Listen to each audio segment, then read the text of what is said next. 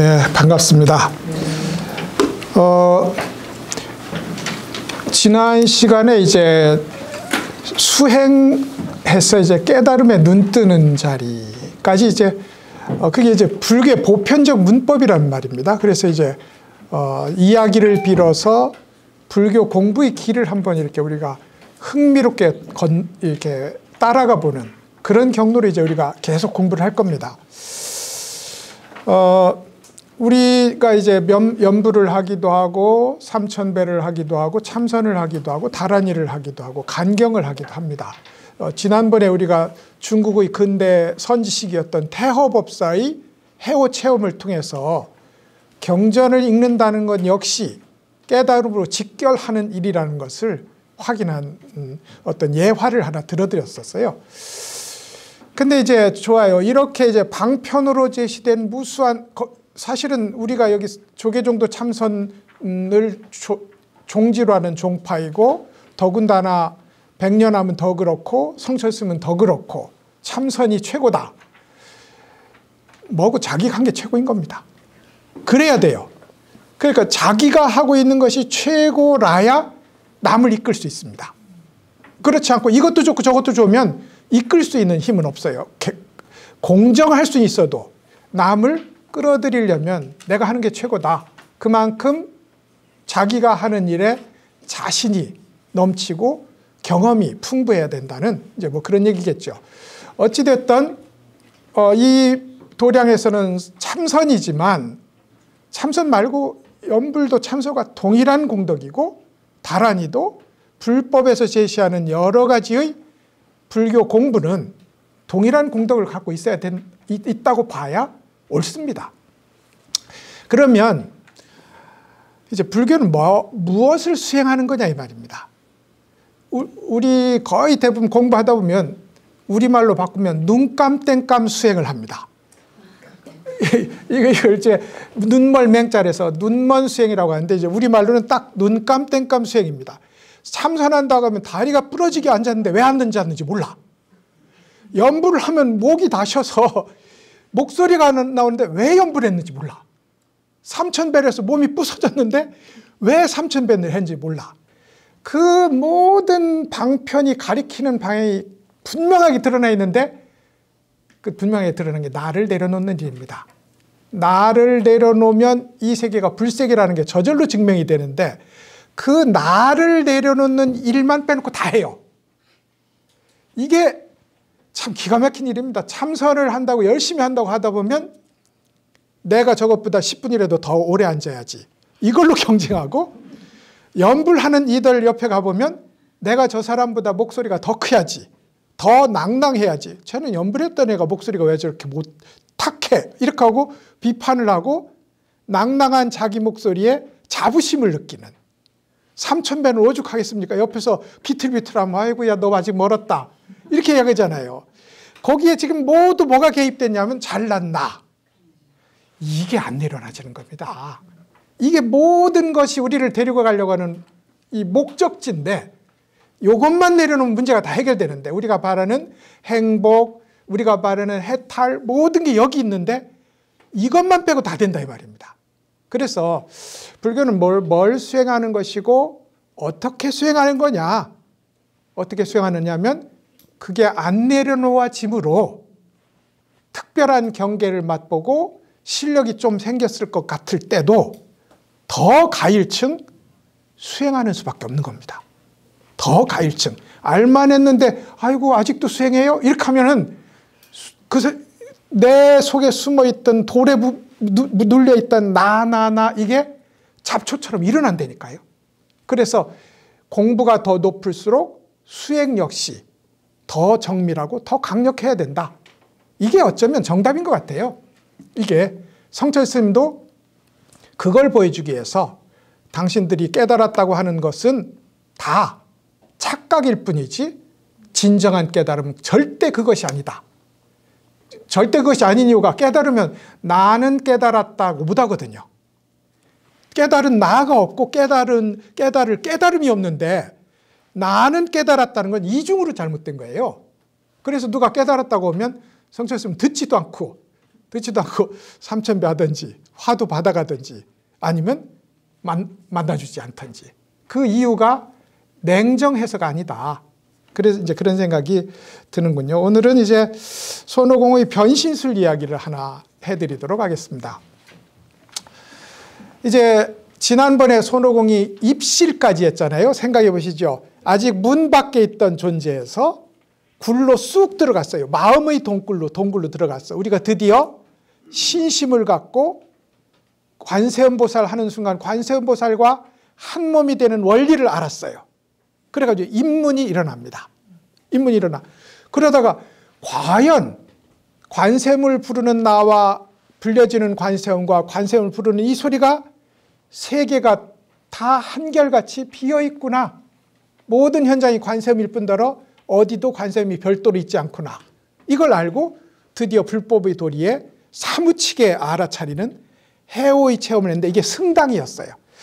이렇게 스승이 앉아있는 높이에 있는 마루까지 올라간 겁니다. 말하자면 스승과 어깨를 견주는 그런 차원이 된 거예요. 근데 스승은 역시 스승이죠. 원래 장은 오래된 장이 맛있는 거고 생강은 늙은 생강이 매운 거라고요. 스승을 제자가 따라잡았다 해도 스승은 또 앞에가 있습니다.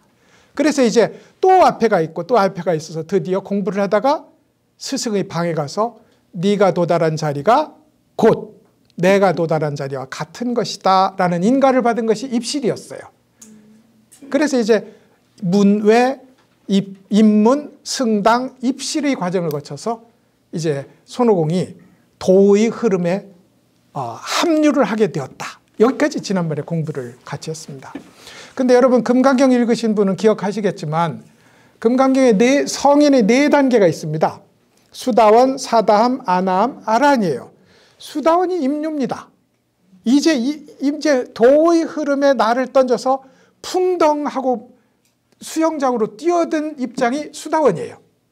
수다원이니 손오공 역시 여기서 끝나는 것이 아니라 이제 드디어 도의 흐름에 들어서서 본격적으로 진리와 하나 되는 길을 걷는 출발점이라고 봐야 됩니다. 그러니까 우리가 이후에 정말 기특하게 공부하셔서 어떤 경지에 도달했다 해도 내 도달처가, 지금의 도달처가 내일의 출발점이라는 것을 알아차리면 우리는 잘못이 없어요. 근데 야, 나만큼 여기 도달한 사람이 세상에 얼마나 될까 하는 순간 나는 망한 겁니다.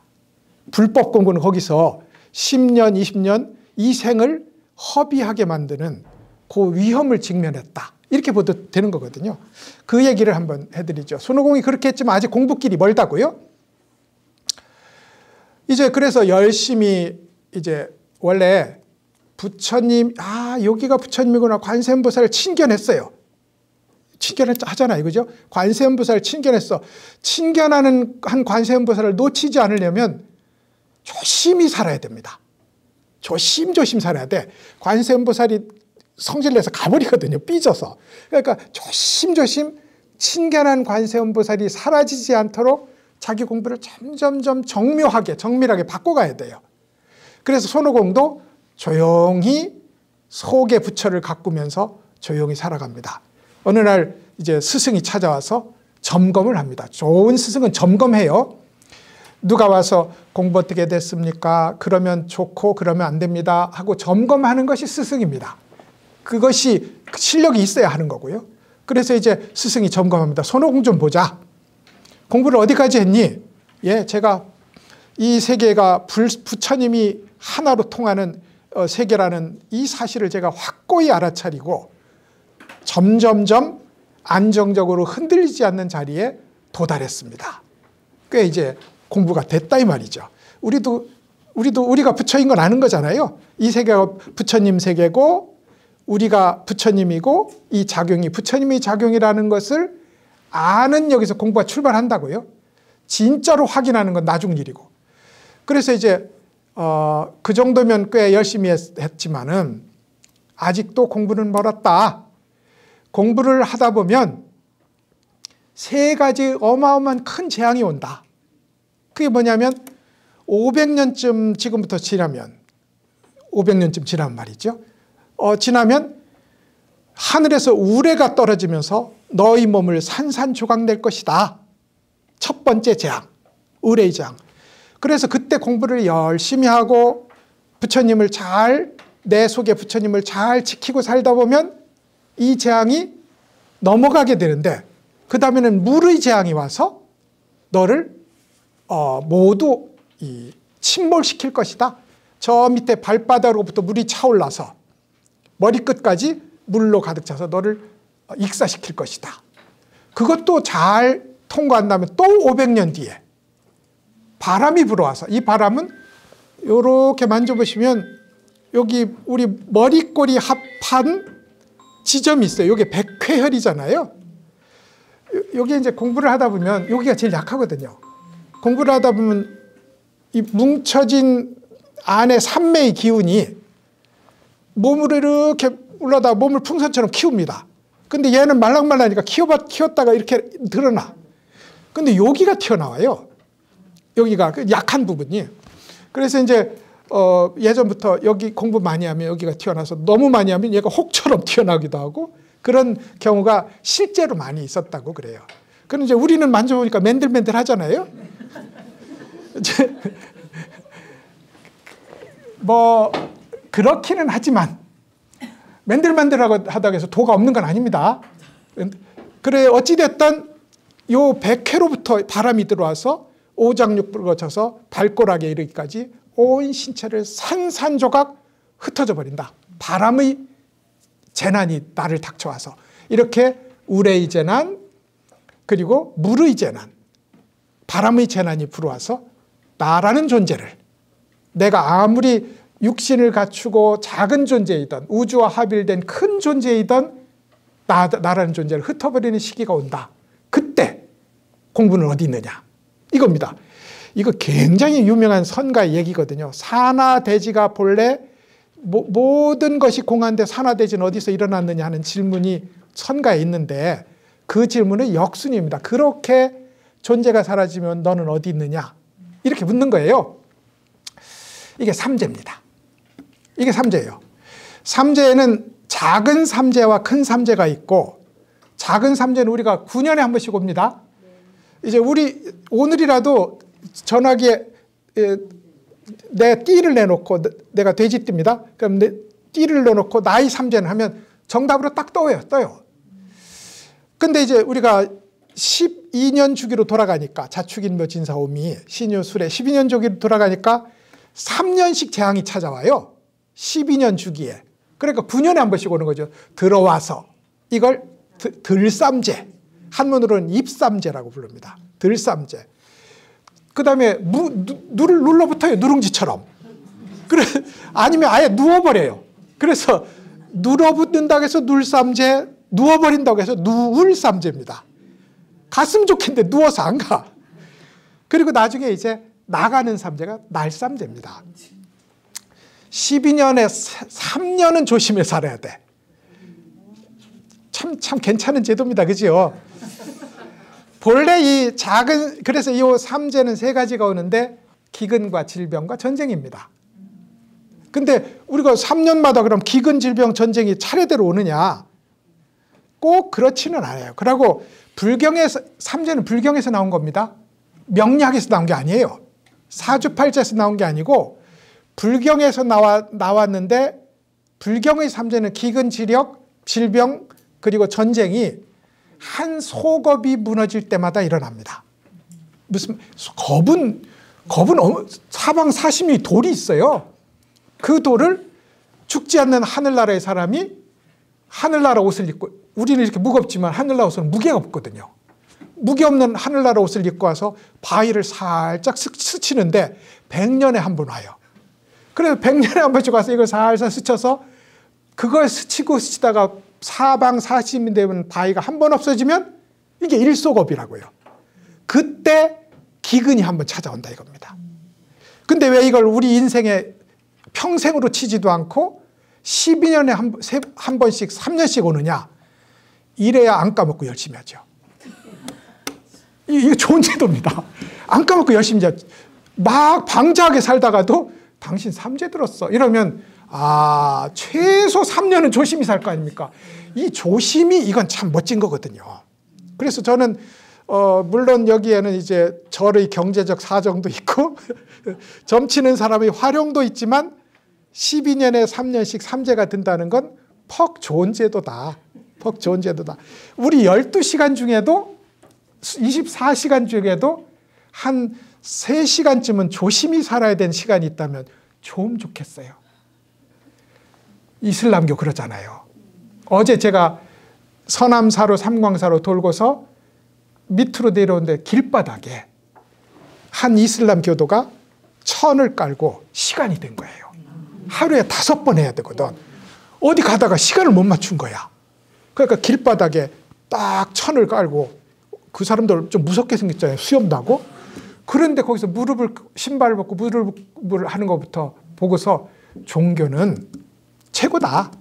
최고다. 저렇게 길바닥에 천을 깔고 무릎 꿇고 신에게 자기를 이 세상에 신이 임재한 사실을 확인하는 이 현장은 굉장한 거거든요. 그래서 자주 하면 좋아요. 자주. 그래서 이제 그들은 5번 하는데 우리는 하루에 3번쯤 삼재가 온다 이 말입니다. 삼재가.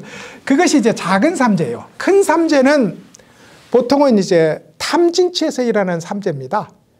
하나는 물로 인한 삼재가 있어요. 욕심이 발끝에서부터 차올라. 그래가지고 여기까지는 괜찮은데 점점점 하면 명치를 지나면 숨을 쉴 수가 없고 머리끝까지 차오르면 이제 내가 죽어버리는, 망해버리는 이게 탐욕의 재앙입니다.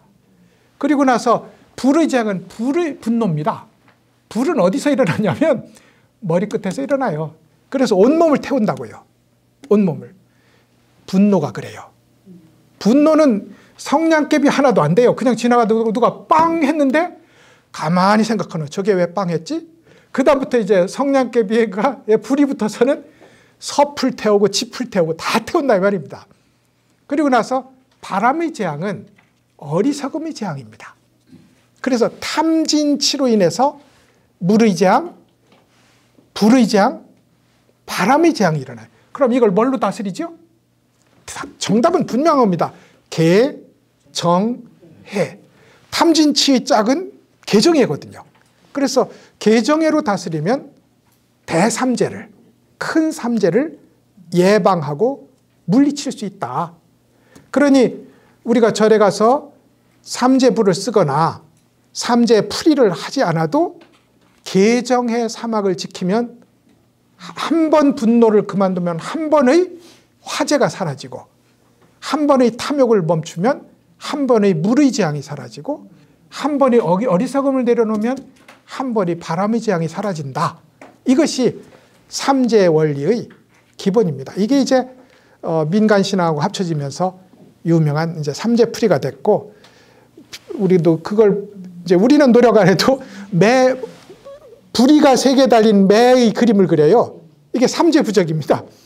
이제 그것이 문 안에서 이렇게 지키면서 올 때마다 쫓는다는 거예요. 우리도 매의 눈을 가지고 내 속에 일어나는 탐진치를 쫓으면 이거 얼마나 좋겠어요. 그죠?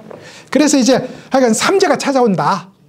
그런 그 삼재에 대비해서 너는 불교식으로 말하면 개정의 사막을 부지런히 닫고 깨달음을 완성해야 된다. 이건데 여기서는 뭐라고 하냐면 변신술을 배워야 된다. 변신술을. 그래서 이제 그럼 변신술은 뭘 배울까요? 그럴까? 들어봐 봐라. 하늘의 원리를 바꾸는 하늘의 원리에 바탕한 36가지 변신술이 있고 땅에서의 응용을 쉽게 할 수 있는 72가지 변신술이 있다. 어떤 거 할래? 72가지 하지 뭐. 이건 뭐 우리 따라 하라고 해도 36가지, 72가지. 이거 뭐 72가지가 더 좋은 겁니다. 그래서 72가지 어떡하지 하겠습니다. 그래서 이제 손오공이 땅에서의 응용 변신술, 실용 변신술 딱 좋네. 실용 변신술 72가지를 공부를 합니다. 그래서 이제 72가지가 뭐냐? 할 일 없는 중국 사람들은 72가지를 다 찾아냈어요. 36가지 가면 36가지 다 찾아냈어요.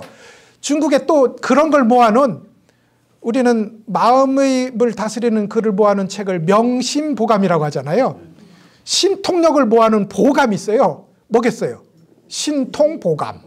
거기 보면 36가지 변신수를 쭉 써놨고 72가지 변신수를 쭉 써놨습니다. 근데 이제 72가지는 이런저런 의미에서 몇 가지 의미를 갖습니다. 우선 왜 그래도 하늘이 더 높지 않느냐, 이걸 먼저 생각해 봐야 돼요. 하늘. 천강수라고 하는, 이건 서유기에서 제일 먼저 내놓은 단어입니다. 하늘에 북두칠성에 자루별이 있어요. 북두칠성이 국자잖아요. 국자를 이렇게 가면 이렇게 회전하는 구부러지는 곳에 별이 3개가 있습니다. 이게 이제 이 별 3개의 별을 자루별이라고 불러요. 이렇게 잡는 자루라고 해서. 요 3개의 별이 있잖아요. 북두칠성을 가운데 두고 이제 요 국자의 끝이 이렇게 가운데로 돌거든요. 도는데 요 3개의 자루가 동쪽을 가리키면 봄. 처음 들었죠? 남쪽을 가리키면 여름.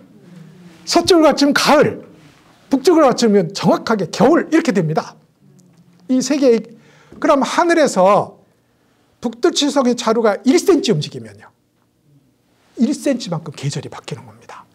그걸 12로 나누면 12계절. 그걸 24로 나누면 24절기. 이렇게 나눠지는 거예요. 그러니까 하늘에서 1cm만 옮기면 지구는 대변동이 일어나는 거예요. 대변동이. 그러니 하늘의 원리가 1cm 움직이면 땅은 360도씩 90도씩 막 움직이는 겁니다. 땅의 상황을 지배하는 하늘의 원리. 이게 천강수예요. 북두칠성의 운수입니다. 이걸 배우면 세상이 돌아가는 이치에서 크게 어긋나지는 않겠죠. 크게 어긋나지는 않습니다. 저 보니까 동쪽, 봄이네. 자, 그러면 가서 싹을 심읍시다. 별을 심읍시다. 새싹을 심읍시다. 근데 땅에는 그것보다 다양한 조건들이 있어요. 비록 북두칠성의 자루별이 동쪽을 향해서 봄이 되었다 할지라도 이상 추운 지금 한파가 오잖아요. 한파가 오면 참아야죠. 무슨 말씀인지 알죠? 기본적으로 봄을 가져오긴 하지만 봄에도 다양한 변화무쌍한 이 상황이 있다고요. 이 변화무쌍한 상황에 대해서 임기응변할 수 있으면 진짜 좋은 건데, 봄이 왔다고 땅이 얼었는데 곡식을 심을 수는 없는 거잖아요. 그래서 36가지 천강수 술법은 원칙적으로 옳지만 제대로 싸울 수가 없어. 그래서 저팔계가 이걸 익혔거든요. 저팔계는 큰 건 잘 변해요. 바위로 변신할 수 있고, 산으로 변신할 수 있고, 나무로 변신할 수 있고, 코끼리로 변하고, 뚱보로 변할 수 있어요. 근데 작은 거, 예를 들어 예쁜 여자아이, 이렇게 못 변합니다. 변해도 배가 뚱뚱한 여자아이. 말하자면 변하긴 변해요. 그리고 이 세상이 그렇게 돌아간다는 걸 알아요. 우리가 원리를 아는 게 그렇습니다. 불법의 원리를 알아요. 모든 게 공함을 알아요. 그러니까 탐진치가 다 역시 공한 걸 알아서 내가 거기에 지배될 일이 없어요. 그런데 현실이 그렇냐고요. 빵빵 하면, 빵빵은 그냥 중립적인 현상인데 갑자기 거기에 탐진치가 붙는단 말입니다. 이걸 말짱공이지라고 해봤자 몸에서 일어나는 그 탐진치를 어떻게 막습니까? 그지요? 그래서 원리를 아는 것, 이건 극히 중요한 거지만 대처가 늦어요. 화는 다 내놓고 나서 생각해보니 화를 낼 일이 아니었어요. 탐욕을 다 부리고 나서 한 20년 살고 보니 탐욕을 부리는 것이 나를 죽이는 일이었어요. 그렇지 않습니까? 대처가 늦어요. 원리는 알았는데. 그런데 이 땅의 실용 변신술 72가지는 커피를 내주면 커피로 먹고, 녹차를 내주면 녹차로 먹고, 더우면 아이스크림 먹고, 추우면 뜨거운 물을 마시는 소위 상황에 따른 임기응변이 뛰어납니다. 그러니까 상황에 따라서 능수능란하게 해결할 수 있어요. 이게 지상 실용 변신술 72가지입니다. 72가지. 근데 36 더하기 72 해보시지요. 108입니다. 36 더하기 36도 있어야 되고 72도 있어야 돼요. 그래야 우리가 인생에서 만나는 108가지 숙제지 않습니까? 108번뇌가 우리 숙제라고요. 깨달음은 뭐냐면 108번뇌를 해소하고 상대에서 지배되지 않으면 이게 깨달음입니다. 근데 이제 108번뇌를 상대하는데 36만 가지고는 많이 부족하고 72가지 가지고도 많이 부족해요. 그래서 손오공은 늘 약간 부족합니다. 약간 부족해. 신통술이 어마어마한데 늘 큰 싸움은 져요. 그래서 관세음보살한테 가서 보살님 도와주세요. 부처님한테 가서 부처님 도와주세요. 도움을 청하러 갑니다. 도움을 청하러 가는데 재밌는 건 서유기가 제시하는 수행의 어려움을 81가지라고 부릅니다. 그래서 서유기의 어려움 81난입니다. 81난은 9981이에요. 9981인데 거기서 한 단위를 빼면 72가지가 됩니다. 그래서 우리가 아무리 재주를 부리고 변신술을 써도 우리가 만나게 된 9981 이게 최대치거든요. 9자가 제일 큰 숫자예요. 한문에서는 9981의 최대치 고난을 상대하기에는 한 수가 모자라요. 그 한 수가 모자란 것이 서유기 얘기입니다. 서유기 얘기. 그래서 손오공의 술법이 이렇게 약간 부족하다 보니까 늘 파탄이 일어납니다. 그래서 이제 손오공이 나중에 나쁜 짓을 해요. 천신들하고 싸우고 나를 옥황상제를 시켜라. 여러분 속마음이 그래서 그렇지 우리도 다 옥황상제 하고 싶어요. 나를 옥황상제를 시켜라 하고 천신들하고 전쟁을 합니다. 전쟁을 하는데 그때 요 중간에 눈이 하나 있는 이랑신이라는 변신술을 하는 분, 그 이도 72가지 변신술을 해요. 변신술을 하는 이하고 변신술 싸움을 합니다. 근데 하다가 손오공이 아무래도 약간 수가 딸리는 거예요. 그래서 산골짜기 저 계곡에 숨은 사당으로 변신을 합니다. 그래서 다 바꿨는데 꼬리를 못 바꾼 거예요. 이 꼬리를 어떻게 그래가지고 하다가 꼬리를 깃발로 만듭니다. 깃대로.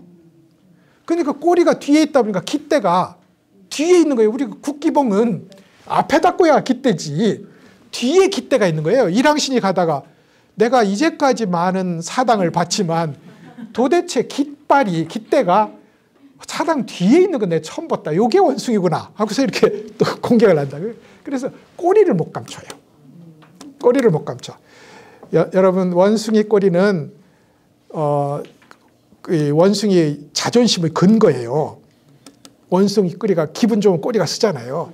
우리도 원숭이 꼬리 하나쯤 세우고 다니는 겁니다. 뒤에다가 깃대처럼 용모, 총명, 돈, 자식, 뭐 남편, 불법 어떻게든 세우고 다녀요. 요게 안 없어지는 한 우리는 이랑신한테 맞아주는 겁니다. 여기 안 없어져요. 두 번째는 원숭이 엉덩이는 빨간 엉덩이를 못 감춥니다. 그래서 이제 금각대왕, 은각대왕으로 신통력 만점인 대왕이 있었어요. 마왕입니다. 마왕인데 이제 막 싸우다가 이 졸개로 변신해서 이제 이 정탐을 하러 가는데 저팔계가 이렇게 묶여서 얘는 늘 묶여 있어요. 이 요마한테 잡혀서 천장에 매달렸다가 막 저기 실제로는 마왕의 부하로 변신한 작은 요괴인데 저팔계가 거기서 정체를 까발린 겁니다. 저 원숭이가네. 그래서 내가 원숭이인 걸 어떻게 알고 그렇게 비밀을 드러내냐. 그러니까 네가 뭘로 다 바꿔도 빨간 원숭이 엉덩이는 못 바꾼다. 그래가지고 그럼 이제 이건 또 도수를 부려도 안 되는 거예요.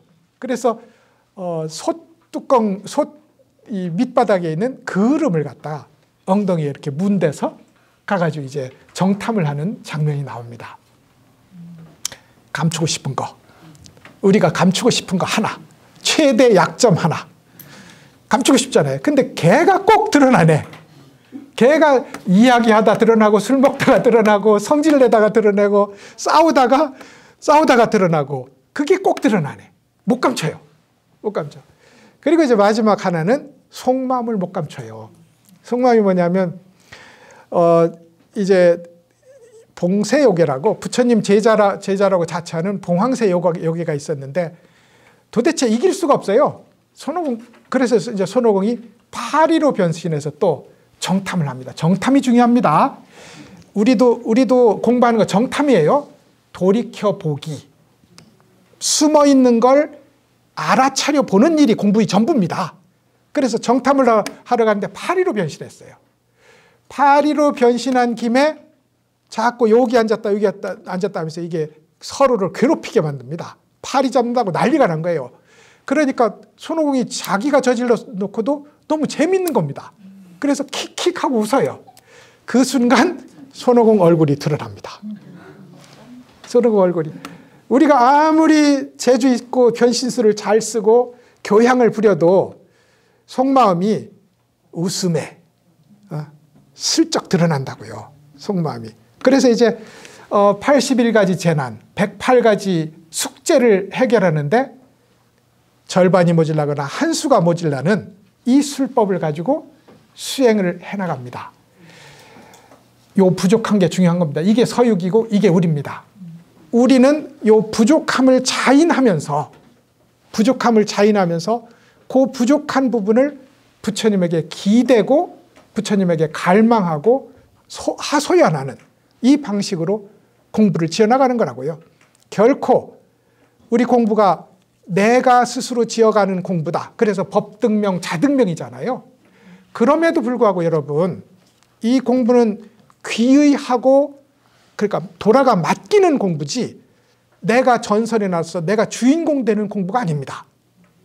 이 결과도 내가 주인공으로 돌아오는 결과가 아니라 내가 부처라는 무대에 완전히 융합되는 그런 방식의 결론이지 그러므로 주인공 A는 나였다. 이렇게 돌아오는 공부가 아니라고요. 그것이 이제 우리의 부족함을 자인하고 그 부족함을 부처님에게 간절하게 요구하는 그것이 이 공부의 핵심이라는 걸 72가지 변신술로 이제 말씀을 드릴 수 있습니다. 삼재와 판란이 함께 붙어 다니는데요. 삼재 판란 만나지 않으면 얼마나 좋아요. 근데 삼재는 만나게 돼 있다. 판란도 만나게 돼 있다. 지옥, 악이, 축생. 이게 괴로움의 길입니다. 우리는 우리의 삶을 비유하자면 이 셋 중에 하나입니다.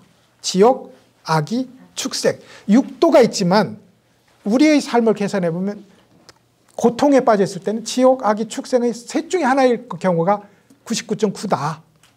근데 이제 아주 특별하게 행복한 땅을 맞이할 수도 있어요. 도대체 하는 일마다 다 되고 이미 금수저고 머리는 갖고 난 건 천재고 또 마음은 비단결이고 찾아오는 사람마다 착하고 그것이 장수천입니다. 죽지 않는 하늘나라. 여기 태어나면 안 돼요. 여기 태어나면 공부 못합니다. 그래서 여기 태어나지 말기를 소원합니다. 장수천에 태어나지 말기를. 지난번에 말씀드린 것처럼 남선부주, 여기가 우리 사는 데입니다. 여기가 제일 골치 아픈 데예요. 그리고 서우화주, 살만한 데고 동승신주, 살만한 데입니다. 북구루주가 제일 좋습니다. 이상세계예요. 여기 태어나면 안 됩니다. 공부할 마음이 안 나요. 그래서 죽지 않는 하늘나라에 태어나면 안 됩니다. 하고 소원을 하고요. 이 세상 최고의 복지사에 태어나기를 바랍니다. 이걸 바라면 안 돼요. 여기 태어나면 너무 즐거워서 공부를 안 합니다. 그래서 부자는 천국 못 가는 건 이건 정답이거든요. 우리도 부자는 성불 못 합니다. 성불 못 해요. 그래서 이제 여기 태어나지 않는다. 그리고 나서 이제 가만히 생각해 보면 우리 몸에 병이 있으면 공부 안 돼요. 병이 있으면. 그래서 제가 지난번에도 힘 있을 때 공부합시다. 그럼 언제 힘 있느냐? 지금 이 앉아있는 이 자리가 힘 있는 자리입니다. 괜히 50대 할 걸 40대 할 걸 이 생각은 안 해도 됩니다. 근데 힘 있을 때 공부해야 되는데 그럼에도 눈 멀고 귀 안 들리고 입으로 말이 안 나오면 옷만이 밤이면 잘 안 되는 거라. 참 어려운 공부예요. 그래서 몸에 병이 결정적 병이 있거나 그 다음에 너무 총명해도 안 돼요. 너무 총명하면 이게 제가 오랫동안 대학 교수를 해보고 이제 퇴직했습니다만 대학 교수 중에 총명한 사람이 공부에 남아있는 사람을 본 적이 없습니다. 다른 데가 있어요. 엄청 못난 사람이 공부하고 있습니다. 못난 사람이. 또 그 중에 못난 사람이 불법 공부합니다. 그 중에 못난 사람. 그래서 부처님이 이것이다. 너는 오늘부터 걸레 들고 무조건 바닥만 쓰면서 깨끗하게 해라. 깨끗해져라. 이것만 때를 닦자. 이것만 해라. 그러면 이것만 하면 깨닫는 게 불교입니다. 그런데 그 모든 부처님 말을 부처님보다 10배로 해석할 수 있는 능력이 가진 사람은 해석하느라고 실천을 못합니다. 이거 진짜 골치 아픈 거예요. 그래 총명한 게 좋은 것 같지만 과잉 총명은 불법에 도달하는데 우리를 불가능하게 만든다. 뭐 전설이긴 하지만 안한존자가 당장 부처님 돌아가실 때까지 못 깨달았어요. 너무 총명해서. 세지 총명은 안 된다. 너무 똑똑하면. 그 다음에 왜 우리는 하필이면 부처님이 태어나기 전에 태어나고 부처님이 돌아가신 후에 태어났느냐 이겁니다. 근데 여러분 우리는 부처님 시대에 태어났어요. 그죠? 예, 우리는 석가모니 부처님 시대에 태어났습니다. 그래서 우리는 물론 역사적 인물이 석가모니 부처님이 내 눈앞에서 저절로 내 마음을 풀어주는 위신력을 발휘하면 좋겠지만 분명한 것은 우리는 석가모니 시대에 살고 있어요. 우리가 그렇게 스스로를 위안하고 힘을 줘야 부처님 시대에 태어난 우리 이 세월을 헛되이 보내면 안 된다. 이런 생각이 드는 거죠. 근데 정말로 불법이 무엇인지 까맣게 모르는 세월이 있다니까요. 이게 부처님 이전, 부처님 열반 이후, 부처님 돌아가신 후. 정말 불법이 뭔지 까맣게 모르는 사람은 어떤 좋은 조건이어도 공부를 못한다고요. 그래서 이렇게 8가지를 만나지 말게 해주십사. 이게 삼재팔란에 대한 불법의 얘기입니다. 불법은 이렇게 한쪽으로 정향화되어 있지 않다는 점이 참 좋은 거예요. 불행도 지나친 불행 안 되지만 지나친 행복도 바라지 않습니다. 이겁니다. 이게 이제 삼재팔란의 얘기를 했어요. 그런데 이 삼재팔란, 특히 그중에 삼재를 피하는데 왜 변신술이 필요하냐 이겁니다. 왜 변신술이 필요하냐. 도 닦으면 된다고 해야지. 도를 닦는 일을 여기서 변신술이라고 하려고 하는 겁니다. 그러니까 여러분 이제 여기에 보살님들이 많으니까 애가 아팠어요. 애가 아파요. 내 생명에 한 10년쯤 뚝 떼어다가 뭐 10년 더 해도 돼.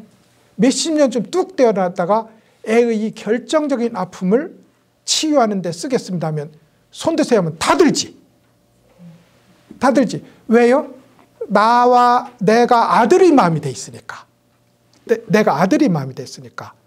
그러면 관세음보살은 내가 중생의 마음이 돼 있으니까 어떤 중생이 나 눈 좀 주세요 하면 천수천에서 하나 빼서 줄 것이고 나 손 좀 하나 주세요 하면 천수천에서 빼서 하나 줄 것이고 이렇게 모두 하나하나 들어주는 이 일을 비유하자면 변신술로 비유할 수 있는 겁니다.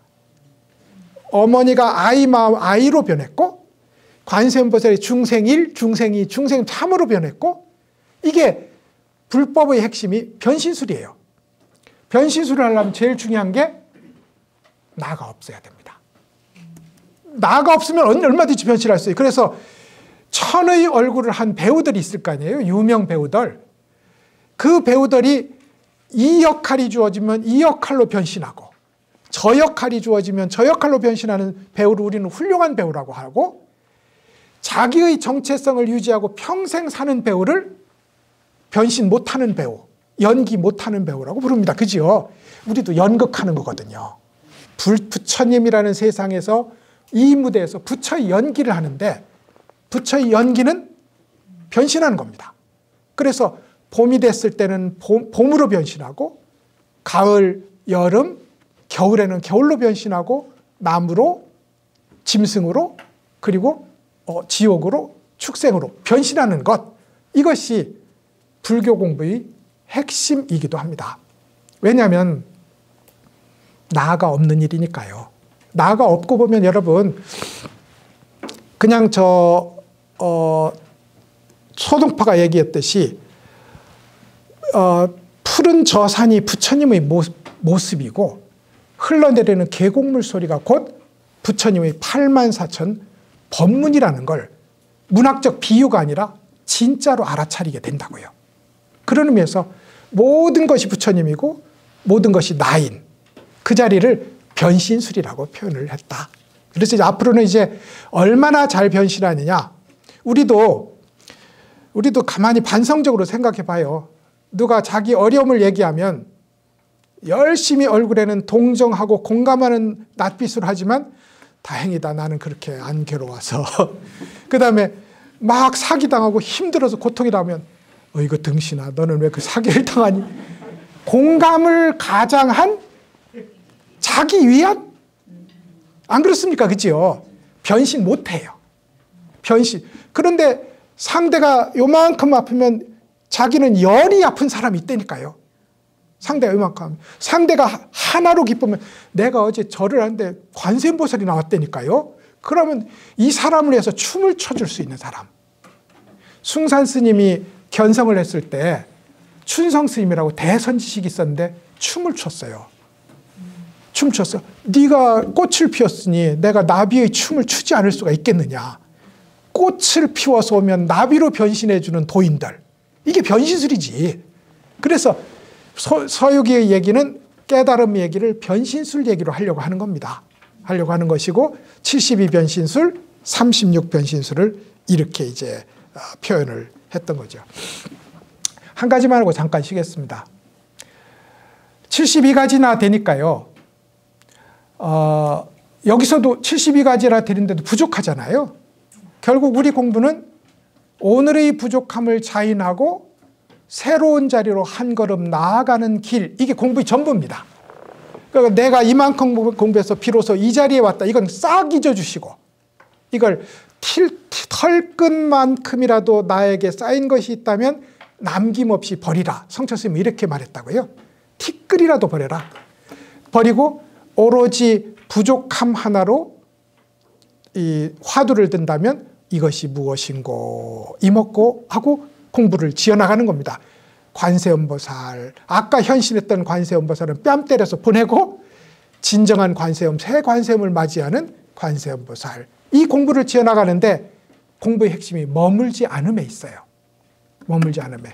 자기가 도달한 자리에 자부심을 느끼고 머물지 않는다. 이걸 이제 처음에 공부를 하면 마음이 산란합니다. 내 마음이 어디 있는지 알지도 못해요. 이걸 흩어진 마음이라고 부릅니다. 공부 안 한 사람 마음이에요. 근데 이제 관세음보살을 하거나 이것이 무엇인고 화두를 들거나 옴마니밤메옴 혹은 능엄주를 하거나 하면 마음이 점점 이렇게 모여들기 시작합니다. 그래서 처음에는 애써서 공부하는 단계가 있어요. 처음에 애쓰셔야 됩니다. 시간을 안 오시려다가 오셨잖아요. 시간을 절에 안 가도 여기서 공부하면 되지 뭐. 맞습니다. 절에 안 가고 여기서 공부하면 되지. 근데 그게 해보시면 안 돼요. 이게 희한한 거죠. 저도 집에서 집에 컴퓨터도 있고 책도 있고 다 있잖아요. 안 됩니다. 연구실 가야 공부가 되는 거고 집에서 얼마든지 관세음보살 그거 집에서 하는 거거든요. 안 됩니다. 절에 와야 비로소 관세음보살하고 그래서 마음을 내야 돼요. 마음을 내고 관세음보살 이목구를 일부러 지어야 됩니다. 그런데 앉아서 한 5분 하면 사라지잖아요. 그럼 또 5분 뒤에 또 지으시면 됩니다. 억지 부려요. 처음엔 억지 부리는 겁니다. 이렇게 억지 부리고 애써 마음을 내서 공부하다 보면 어느 순간에 척 하고 붙습니다. 그건 이미 체험하신 분 많아요. 척 하고 붙어서 밥을 먹는데도 관세음보살이 물결처럼 떠다니고, 다른 일을 하고 있는데도 책을 읽고 있는데 이목구가 쭉 나를 끌고 가고, 그 자리가 나온다고요. 노력하지 않아도 저절로 나오게 된 펌프 물처럼 저절로 콜콜콜콜 쏟아져요. 내가 노력도 안 하고 가끔 가다가 기침만 한번 해주면 굴러간다 이 말입니다. 이런 단계가 와요. 그러면 이제 자랑하고 싶겠지요. 근데 자랑하지 마시라. 공부하다 보면, 더 여기서 공부하다 보면 기쁨이 샘처럼 솟아나는 자리가 있습니다. 기쁨이. 그리고 나서 더 공부하다 보면 존재 자체가 기쁨인 자리가 있어요. 존재 자체. 더 공부하다 보면 기쁨을 느끼는 나조차 없어서 이 세상이 공평무사, 오로지 이러하게 지나가는 자리가 있습니다. 이렇게 애써서 공부하는 자리, 저절로 공부되는 자리, 기쁨으로 넘치는 자리, 존재 자체가 기쁨인 자리, 그리고 기쁨 느끼는 나, 기쁨조차 사라지고 모든 것이 그런 자리의 5단계가 와도 멈추지 말라는 겁니다. 이게 색계 사선정이거든요. 지금 말씀드린 이게 우리가 욕망을 내려놓고 도달하게 되는 5단계의 공부입니다. 욕망을 내려놓고. 이걸 색계 사선정이라고 하는데, 이 자리를 벗어나면 다시 무색계 사선정을 만나요. 이 무색계 사선정을 부처님은 이렇게 경험했습니다. 공부를 열심히 하다 보니까 어떤 유명한 이제 소위 바라문의 스승이 나타났어요. 그 이름이 알라라 깔라마라는 이였어요. 그래가지고 이부에 가서 공부를 합니다. 그래서 보니까 세상의 모든 것이 허공뿐임을 알았더니, 그리고 나서 얼마를 공부하고 나니까 이 세상이 모두 마음 하나, 의식 하나인 걸 알았어. 그래서 만법유식, 일체유심이잖아요. 이걸 알았더니 더 공부해 보니까 마음이라 할 것, 만법이라 할 것, 허공이라 할 것조차 없어요. 아무것도 없어. 그래서 아무것도 없는 텅 빈 자리에 도달합니다. 이게 무소유처입니다. 아무것도 없는 선정에 도달해요. 그래서 제가 거기에 도달했습니다. 그러자 이 선인이, 당신은 내가 도달한 자리에 도달했습니다. 그럼 이 뒤에는 없습니까? 손오공이 그러면 무병장수합니까? 장생불사합니까? 물었던 것처럼. 그래, 그 뒤에는 없습니까? 그러니까 나는 없습니다. 그런데 일설에는 자기 아들이었다고 해요. 자기 아들이었다는 사람 이름이 우따카 라마푸타라는 이가 있었어요.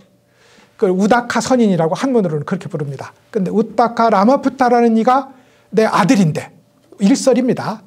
있는데 더 나은 공부를 가르친다는 소문을 들어요. 소개를 받은 거죠. 그래 가서 보니 이제 물질도 아니지만 그렇다고 생각이 없는 것도 아니다. 이게 유명한 비비상천인데, 이건 뭐 설명하기는 실제 체험하는 자리니까 부처님은 여기에도 금방 통과를 해요. 그리고 나서 당시 지성계의 최고의 자리에 도달했는데 거기서 다시 나갑니다. 다시 나가서 드디어 연기의 자리에 도달을 하게 되는, 이게 부처님의 자리입니다. 뭘 말씀드리려고 하냐면, 한순간도 머물지 않고 자기가 성취한 차원에 머물지 않고 모든 것을 모두 내려놓고 새로운 자리로 나갔다.